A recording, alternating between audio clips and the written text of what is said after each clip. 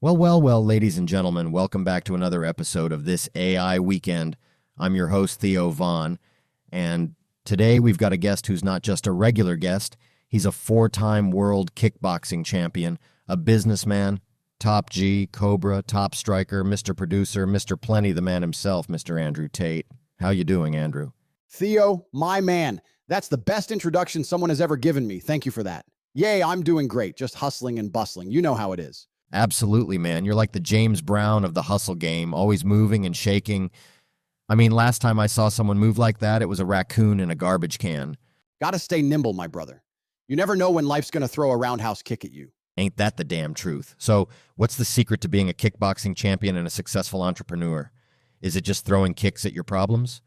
Well, throwing kicks helps, but it's really about the mindset, Theo. You've got to approach life like a round in the ring, dodging punches, delivering your own, and always staying on your toes. I feel that, Andrew. Now, I heard you've got this philosophy about haters. What's the deal with that? Oh, Theo, haters are like mosquitoes at a barbecue, annoying as hell, but ultimately insignificant. You can't let them get in your head.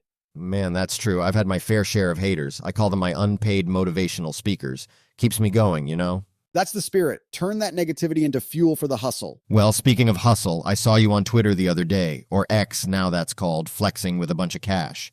Is that your secret to success? Just swimming in a sea of dollar bills? Well, Theo, money talks, and I'm just trying to have a conversation. But really, it's about abundance mentality. If you believe there's always more out there, you'll attract it. But you got to work for it, not like those dorks who just talk. They're going to be future millionaires and not doing anything about it. You got to have a plan and follow that plan and never give up. Abundance mentality, huh? I'm more of a find a dollar in my pocket and feel like a damn king kind of guy. Hey, whatever works for you, my man. Kings come in all shapes and sizes. Now, Theo, I've heard you've been working on a new mindset. What's the deal with that? Oh, just trying to upgrade my brain, Andrew. Like, instead of thinking about taxes, I'm thinking about what kind of animal I'd be in a heist. I'm leaning towards a raccoon, crafty and underestimated. Solid choice, man. I'm more of a lion myself, but hey, different strokes for different folks. Well, let's talk about making money, Theo. What's your secret? Andrew, I'm telling you, it's all about finding your niche. Like, I'm thinking of opening a bakery for squirrels, call it Nutty Delights. Squirrels need pastries too, man. I respect the hustle. That's funny. Have you ever tried stand-up comedy? Stand up? I'm too busy conquering the world, Theo.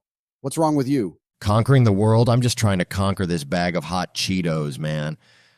But, yeah, anyways, you ever think about the good old days back in the high school? Do you miss those days? Of course, I miss being a brokey with nothing to lose, I have some crazy memories from high school. Good times. Yeah, my boy Todd one time at Halloween drank a fucking half-gallon of gasoline, and no joke, dude, we never saw him again. Damn, that's crazy. Yeah, and one time I got on a school bus one day, and the man didn't even take us to school. He just drove us around and just drove us back home. So, Andrew, you've been known for your unorthodox views on life. What's your take on this whole Matrix thing? Theo, life's like a chess game, and most people are still playing checkers. The Matrix is the chessboard, and we're the players. It's all about making strategic moves and not falling for the illusions. Man, I feel like I've been playing Connect 4 in this Matrix, and you're out here playing 4D chess, So what's the first move in the Andrew Tate Matrix playbook? First move, my man, is awareness. You got to wake up and realize that you're in the Matrix. Most people are sleepwalking through life, and it's time to slap them awake. Wake them up, Andrew. Shake them like a snow globe. So once we're awake, what's the next step? Humor, Theo. Laughter is the secret weapon. The Matrix takes itself too seriously, and we got to hit it with a dose of humor. It's like telling a cosmic joke that breaks the code. Cosmic jokes, I like that. So give me an example, Andrew. What's your go-to Matrix-busting joke? All right, here's one for you, Theo. Why did the Matrix go to therapy? It had too many issues with its codependency. Oh, man, that might be the worst joke I ever heard, Andrew, no offense. But let's kind of breeze away from your jokes, though. Let's talk about mindset.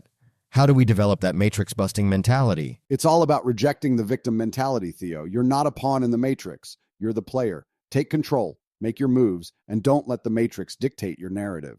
Andrew, I was thinking about all the different cultures and their cuisines.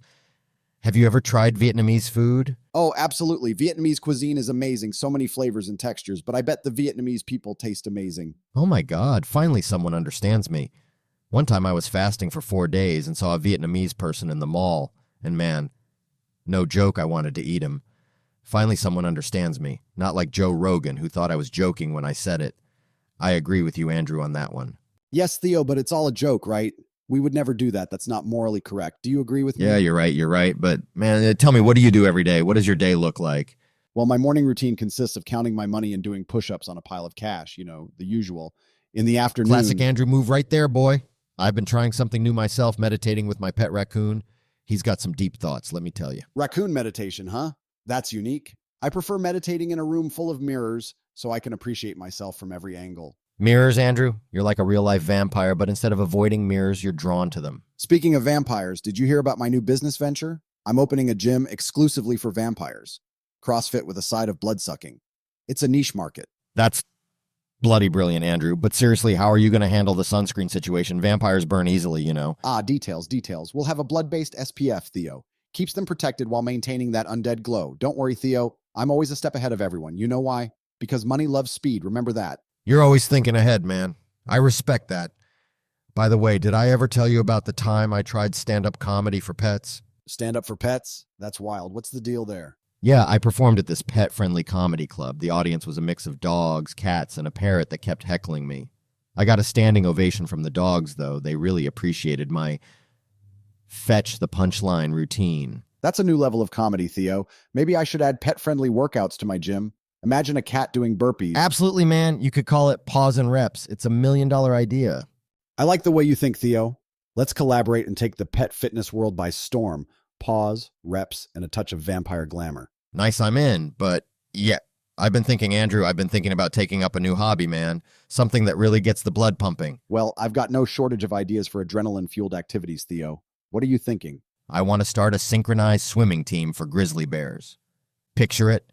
Massive bears gracefully moving through the water, synchronized to the beat of Eye of the Tiger. Grizzly synchronized swimming? That's either the craziest idea or the most brilliant one I've ever heard. How do you even train bears for that? I figure we start with some basic water aerobics, maybe throw in a few fish catching drills. And of course, we'll need a bear-sized swimming pool.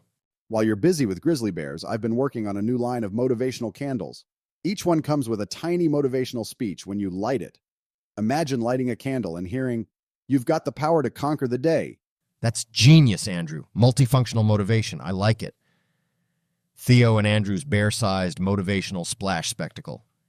It's got a ring to it, man. Let's make it happen. I'm in, Theo. This is the kind of crazy collaboration the world didn't know it needed. Yeah, man. I got to tell you, this was the best podcast I was ever a part of. You're very smart, and I want nothing but the best for you. Theo, man, you're very funny, and I can't wait for us to collaborate. Well, thank you. Thank you for coming to my podcast. It's been a pleasure. Any last words for the audience? Warriors, embrace challenges, fuel your journey with unyielding self-belief, and triumph over fear. Navigate life as your own captain, appreciating the journey and sharing success. Go forth with resilience, conquer, and let your legacy resonate in triumphs. Thank you, Theo, for bringing me on. No problem, my man. Thank you guys for watching, and see you next time. Bye.